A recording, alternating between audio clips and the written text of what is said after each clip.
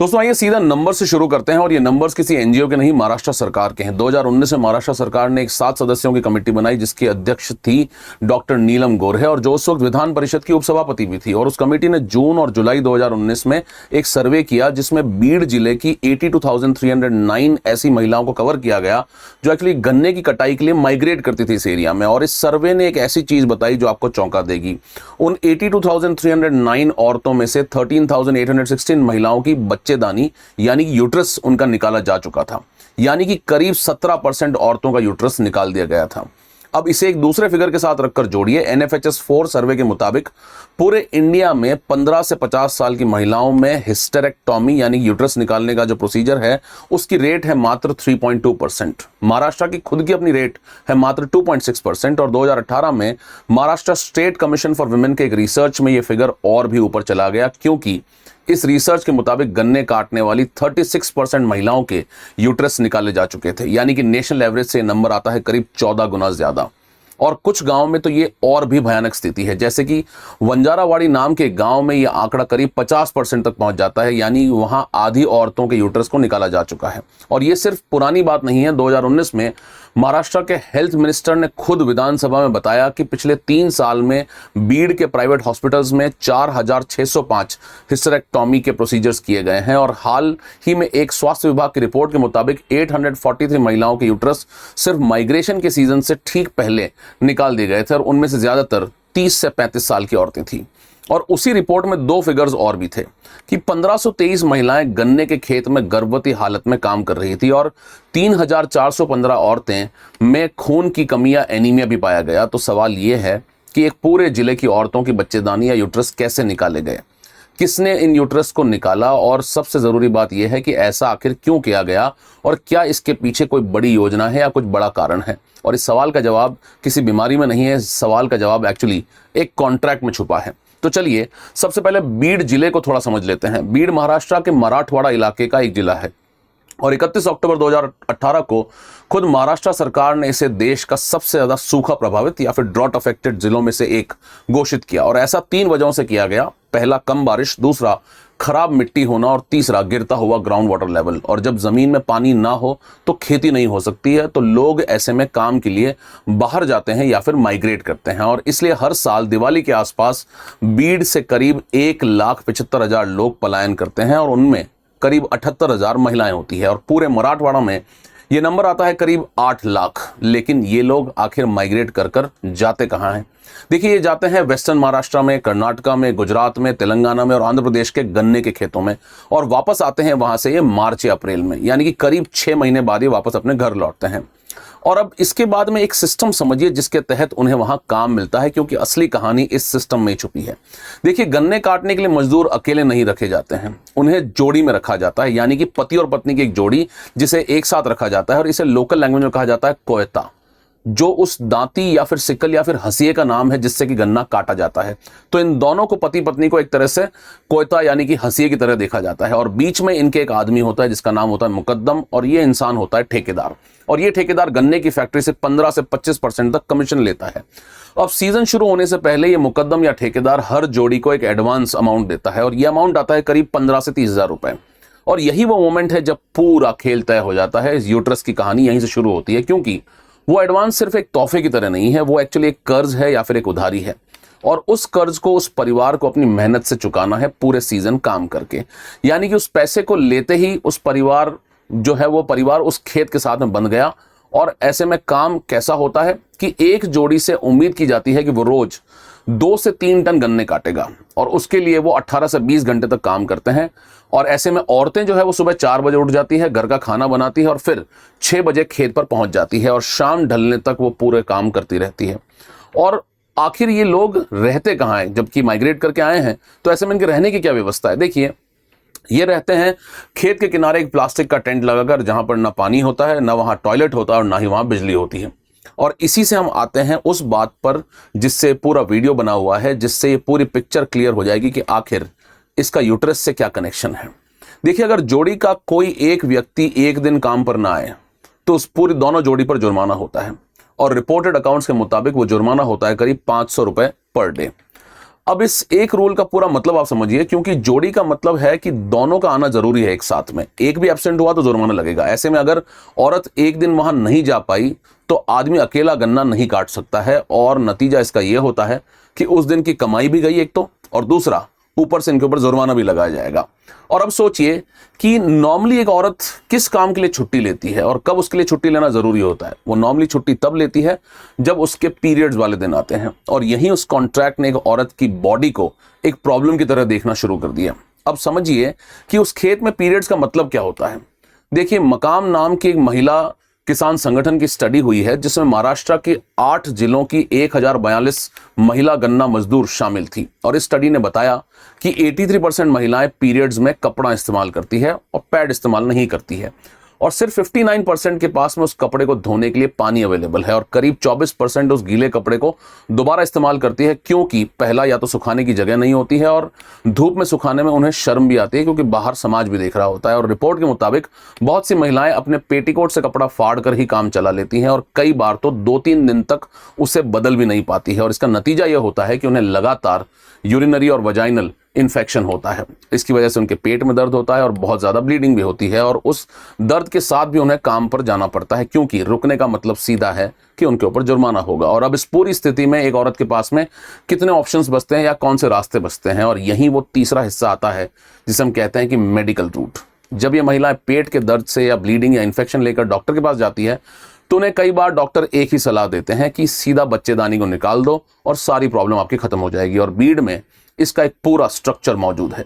उस जिले में करीब 120 प्राइवेट हॉस्पिटल्स हैं, और एक हिस्टेरेक्टोमी का एवरेज खर्चा आता है करीब 35,000 रुपए। अब इस नंबर को उस औरत की आमदनी के साथ रखिए, वो करीब रोज 300 रुपए कमाती है, तो वो ऐसे में 35,000 रुपए आखिर लेकर कहां से आएगी।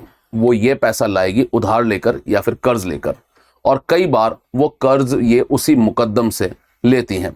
अब पूरा साइकिल देखिए कि कर्ज चुकाने के लिए काम करने के लिए ऑपरेशन, और ऑपरेशन करवाने के लिए फिर से कर्जा। और इस सब में सबसे इंपॉर्टेंट बात यह है कि इन ऑपरेशंस में से बहुत से मेडिकल के पॉइंट ऑफ व्यू से जरूरी भी नहीं थे ऑपरेशन करना, और बहुत सी महिलाओं ने बताया कि उन्हें कभी ये समझाया ही नहीं गया कि बच्चेदानी निकालने का आखिर मतलब क्या होता है, और उसके बाद में इसके शरीर पर इससे क्या प्रभाव पड़ेगा, और इसके अलावा भी कोई ऑप्शंस अवेलेबल थे इनके पास में या नहीं थे, इसके बारे में किसी भी डॉक्टर ने इन्हें नहीं बताया।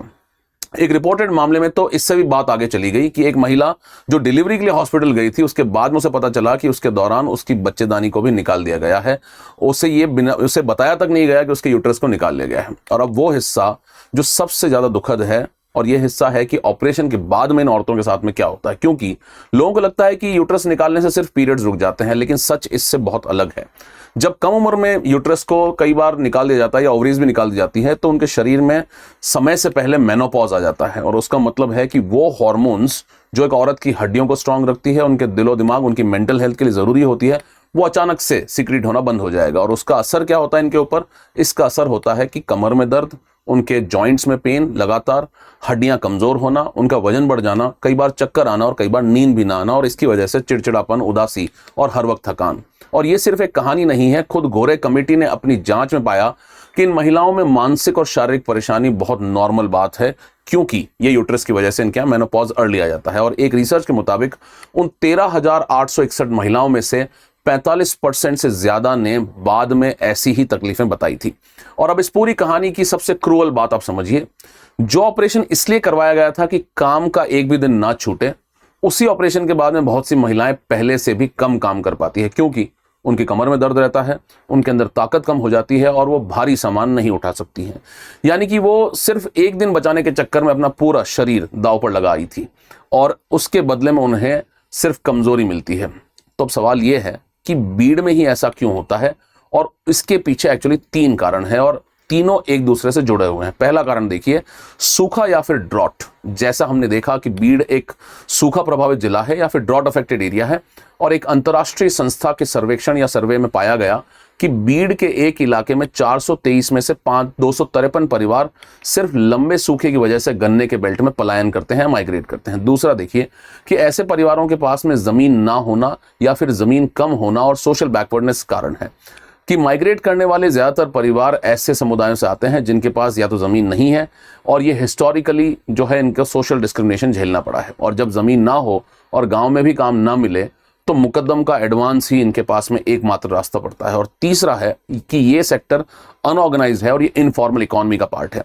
ये पूरा काम किसी फैक्ट्री के रजिस्टर में नहीं रजिस्टर्ड होता है, ना कोई अपॉइंटमेंट लेटर है, ना कोई मिनिमम वेज है, और ना कोई काम के घंटे गिनने का नियम है, और ना ही मैटरनिटी लीव का कोई ऑप्शन है। यानी कि ये लाखों लोग कानून की नज़र में कहीं रजिस्टर्ड ही नहीं है, और जो रजिस्टर्ड नहीं है उसको सुरक्षा दे पाना भी बहुत मुश्किल है।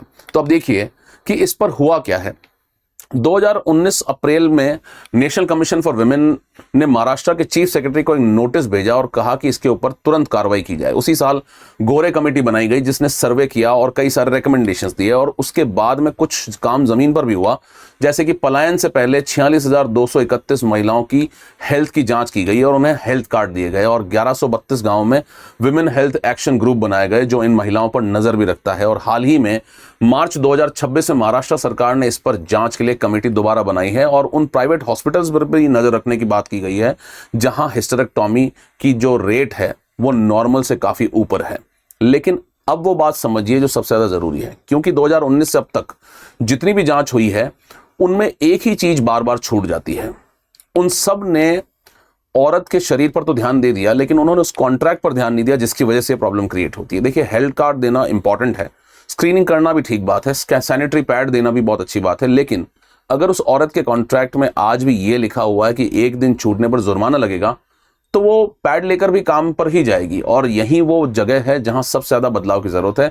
और उसके लिए आखिर क्या होना चाहिए, इन बातों पर हम ध्यान देते हैं। सबसे पहला कि ये जो जोड़ी वाला कॉन्ट्रैक्ट है कि पति पत्नी को साथ में देखा जाता है और एक भी अगर एब्सेंट हुआ तो जुर्माना लगेगा, इसे बदलने की जरूरत है। क्योंकि जब तक दो लोगों की हाजिरी एक दूसरे से बंधी रहेगी तब तक एक औरत का एक दिन रुकना पूरे परिवार के लिए नुकसान से जोड़कर देखा जाएगा, और ऐसे में उस औरत के लिए काम पर जाना मजबूरी बन जाएगा। दूसरा, जुर्माने वाला जो रूल है कि जैसे ही कोई एब्सेंट होगा तो पेनल्टी लगेगी, इसको भी खत्म करना जरूरी है, क्योंकि छुट्टी पर जुर्माना लगाना कोई मजदूरी का नियम नहीं है, इंडिया में कहीं भी रूल नहीं है, और वो सीरियसली प्रेशर डालने का काम करता है, जिसकी वजह से औरतें मजबूरी में जाकर ऐसा काम करवाती हैं कि वो यूट्रस उन्हें हटाना पड़ता है। और तीसरा, काम की जगह पर बेसिक फैसिलिटीज दी जाएं, जैसे कि पानी, टॉयलेट और रुकने की ढंग की व्यवस्था। देखिए, ये कोई लग्जरी नहीं है, क्योंकि बहुत सी तकलीफें उस इन्फेक्शन से शुरू हो जाती है जो सिर्फ पानी ना होने की वजह से होती है। और चौथा, प्राइवेट हॉस्पिटल्स पर निगरानी। हर हिस्टेरेक्टोमी का रिकॉर्ड, उसकी वजह और उसका सेकेंड ओपिनियन का नियम, क्योंकि जैसा डेटा दिखाता है इसमें एक इकोनॉमिक इंटरेस्ट भी काम कर रहा है, और वो इंटरेस्ट है इन प्राइवेट हॉस्पिटल्स का। और पांचवा नियम समझिए कि उन महिलाओं को वो जानकारी देना, उनको वो इन्फॉर्मेशन देना जो उन्हें कभी मिली ही नहीं है, कि उनके यूट्रस निकालने पर आखिरी वो इनका आखिरी ऑप्शन है, इससे पहला ऑप्शन ना माना जाए। और ये जानकारी भी देना चाहिए कि अगर ये हटाया जाएगा तो इसके बाद में इनके शरीर पर क्या बदलाव आएंगे और इसका क्या असर पड़ेगा। तो चलिए इस पूरी कहानी को एक जगह पर लेकर आते हैं। ये किसी बीमारी की कहानी नहीं है। बीड़ की औरतों के शरीर में कोई ऐसा रोग नहीं था जो बाकी इंडिया की औरतों में नहीं होता है। फर्क सिर्फ बीमारी में नहीं था, फर्क सिर्फ उस शर्त में था जिस पर उन्हें काम दिया गया था, और ऐसी शर्त जिसमें पीरियड्स का मतलब है कि एक छुट्टी, छुट्टी का मतलब है कि जुर्माना, और जुर्माने का मतलब है कर्ज, और कर्ज का मतलब है कि अगले सीजन में काम मिलेगा। और उस पूरी चेन को तोड़ने का एक ही रास्ता उन्हें दिखाया गया कि अपने ऑर्गन को आप निकाल दीजिए, यानी कि यूट्रस को आप निकाल दीजिए। और इसलिए ये एक हेल्थ स्टोरी नहीं है, ये एक लेबर स्टोरी है जो एक हेल्थ स्टोरी के रूप में हमारे सामने आई है। और जब तक हम इसे सिर्फ औरत की सेहत या औरत की हेल्थ का मुद्दा मानकर ही देखते रहेंगे, तब तक हम उसका इलाज कभी नहीं करवा पाएंगे। क्योंकि वो ऑपरेशन किसी डॉक्टर के टेबल पर शुरू नहीं हुआ था, वो उस दिन शुरू हुआ था जिस दिन किसी ने लिखा था कि एक दिन की छुट्टी होने पर 500 रुपए काट लिए जाएंगे। My name is Mangal Singh, I teach anthropology at study IQ IAS। आप मुझसे जुड़ सकते हैं इन दोनों QR कोड्स को स्कैन कर anthrologically on Telegram and anthrological on Instagram. ये वीडियो आपको कैसी लगी प्लीज कमेंट करके बताएं, और आप किन ऐसे और मुद्दों पर वीडियोस चाहते हैं प्लीज हमें सजेस्ट करें। Thank you so much. Study IQ IAS, आपका सिलेक्शन हमारा मिशन।